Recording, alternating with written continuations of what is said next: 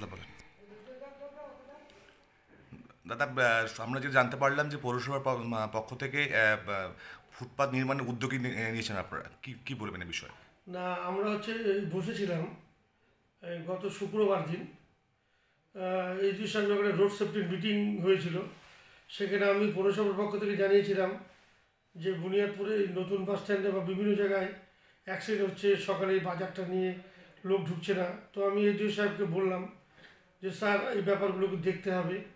এই যদি আমরা দুই দিক থেকে বেরিয়াল করে দিয়ে নিয়ে যেতে পারি, আপনার পীরতলা থেকে বাস স্ট্যান্ড অবধি, এদিকে নতুন পার্ক অবধি, তাহলে ভালো হয়। এইচডি সাহেব তাকে সহমত পোষণ করে বললো, এটা ভালো প্রস্তাব দিয়েছেন, চলেন স্পটগুলো ভিজিট করি এবং অটো স্ট্যান্ডটা যে নতুন বাস স্ট্যান্ডের সঙ্গে আছে সেটাকে একটা কর্মসূচিতে ওই জায়গাটা ফাঁকা আছে, সেই জায়গায় আমরা শিফটিং করার একটা পরিকল্পনা নিচ্ছি।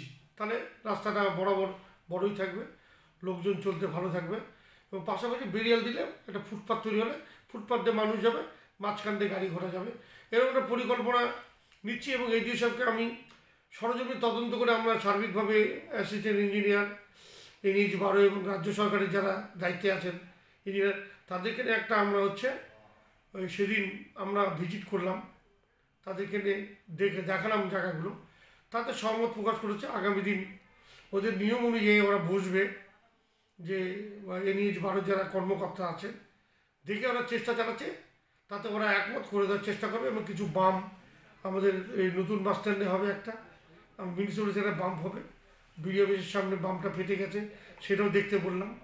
ওনারা সার্বিকভাবে দেখে আগামী দিনে এই কাজগুলো করার একটা চিন্তাভাবনা তারা করেছে।